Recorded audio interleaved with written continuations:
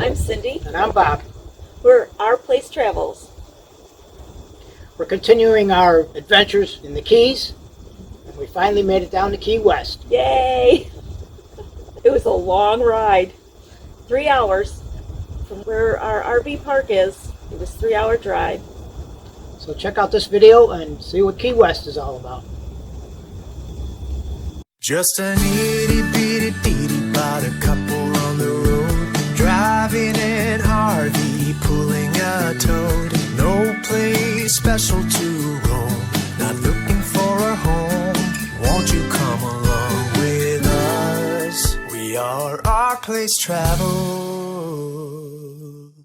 And then we finally made it down to Key West. And that's about a 3-hour drive from our campsite all the way down to Key West. Yep, very long. So it is quite a cruise. It's 106 miles, 108 miles, the whole stretch of the Keys. It was very busy, and the first thing we looked for is they said there was free parking. Yeah, there's several areas down there where you could, right on the street where they have free parking. But when we went down there, it was packed. It was already no packed. free parking. We stopped at one of the welcome centers, and they gave us an area of where we could go and park, so we parked over there. Yep. Just parked it and paid for the full day. It was $40 for the full day to park there. So then we walked over to called the Little White House. Apparently Harry Truman used to vacation down at this house, so they call it the Harry Truman Little White House. To go on the tour, it's $25 a person. It was packed that day that we went. So we didn't actually go on the tour, but they do have a little museum that you can go into and a gift shop. It has a lot in there. I was really impressed with the little museum that all the information that they had there. So if you can't get in for the tours, make sure that you stop in and go through the little museum. And one of the most famous places that you can visit in Key West is the Hemingway House. Ernest Hemingway was a writer in the early 20th century. He had his house in Key West. There, he spent probably about 10 years of his life there. You can go through a self-tour, or you can actually have somebody walk you through a tour. The cost to get into the Hemingway House is $17 a person, but you have to have cash for some reason. They only take cash. We decided to do the guided tour. Which doesn't cost you extra, you just have to sign up for it. So we did the tour. They went through the whole house. I think he had 2 different wives while he was at that house. It kind of goes through about the famous cats that are there, the 6-toed cats. They're all ancestors to the cat that Hemingway was given as a gift. You could actually see where he wrote the books that he had written. Yeah, he's got his own little office where he did all his work, all his book writing and everything. It's right behind the house. It's not attached to the house. He had to build a bridge. He built a bridge from his bedroom to his work area. That was detached little area that he secluded himself and wrote his books. And they had a pool. At that time, it was kind of an odd thing to have a pool. And apparently the wife wanted the pool, so one time while he was away, she had it built. And he was pretty upset apparently because of the price of it. That's how the story goes there. Take it with a grain of salt. Yeah. But yeah, it's just a nice island house. Everything's kind of open and airy. You go through it and see a lot of pictures of his sons, different people that have come to visit there. It's really worth the tour. On the second floor, there's like a porch that goes all the way around it, and you can actually see a nice view of the lighthouse. The whole Key West, from one ocean to the other ocean, the whole island is only 1 mile wide. So you could walk around the whole town with no problem. We were going to take the bikes out, but there's just so many cars. It would have just been a nightmare. And then trying to figure out where to lock them up, there really wasn't a lot there.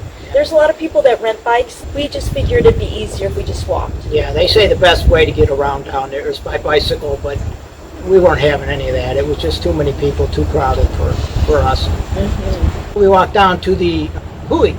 It's called the Southernmost Point, and it's a buoy that's the southernmost point of the United States. We were there. Everybody goes down there and gets a picture taken there, and there's Yeah. always a long line. Well, the line wasn't too long while we were there. Yeah. We were there during the middle of the week, and we stood in line. The people in front of us asked if we could take their picture. So obviously, They took ours. I think we were there the week after they had the fire. some vandalist tried to Christmas set tree. on fire a Christmas tree in front of the buoy, scorched all the paint, and that's all it did. So all the paint is brand new, and it looks beautiful. They really did a good job painting it up again. And the buoy's actually 90 miles from Cuba. It's actually closer to Cuba than it is to Miami. Oh yeah, that's interesting, isn't it? Yeah. Then we walked about another 2 blocks down the road. There's another beach there. They had a big chair, so we took some pictures of us in the chair. Right in that area, they have some great big grand houses that they've turned into hotels. A lot of people stay at them, but they're beautiful. They look like old Victorian homes. So they had those, and they had a pier that we walked down. Then we started walking down Duval Street, which is the famous street that everybody walks down. It's got all the bars and restaurants and things like that.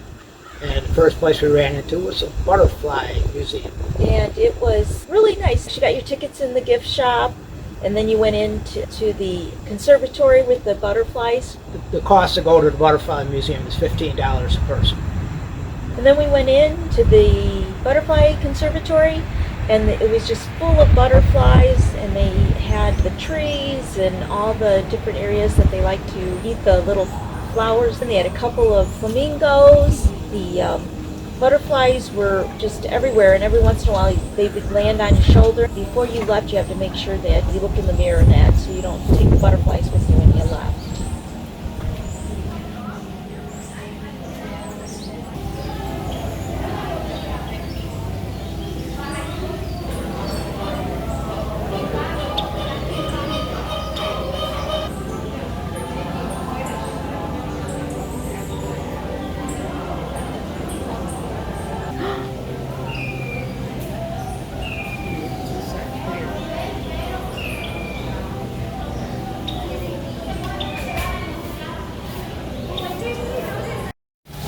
Oh, look how pretty they are.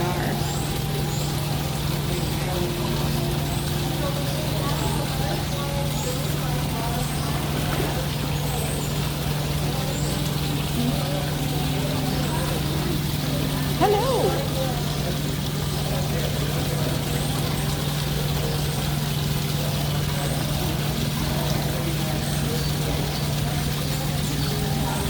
Then we proceeded to walk up Duval Street.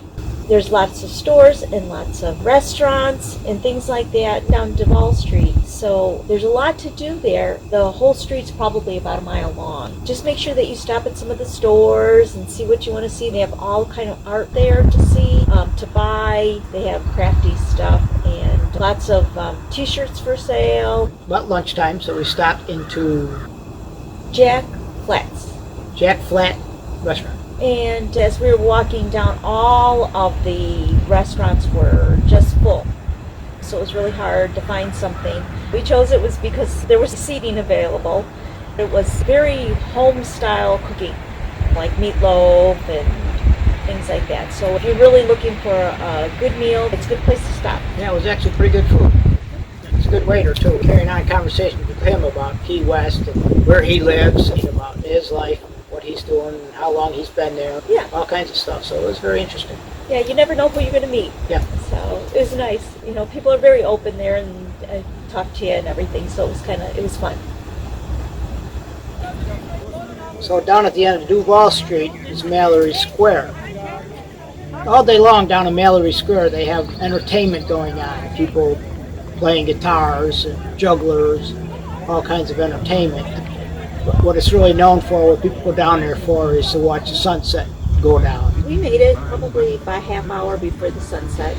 So we got there and it was just packed of people. It was a weekday. I couldn't imagine being there on a weekend, and we could hardly move through the square. So we kind of found our little place, and there was people singing in front of us, and then on to the side there was a girl that was juggling fires. You can find all kinds of things that are going on at the square. And we did get the view of the sun going down. In our view, you'll see that people with yachts go out there, and they go out in the water and they watch the sun go down.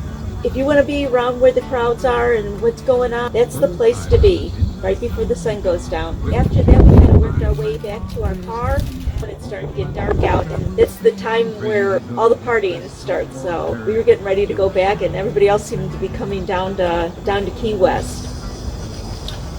As we're driving back home, you see we got some pictures of the moon reflecting off the water as we're going across 7 Mile Bridge.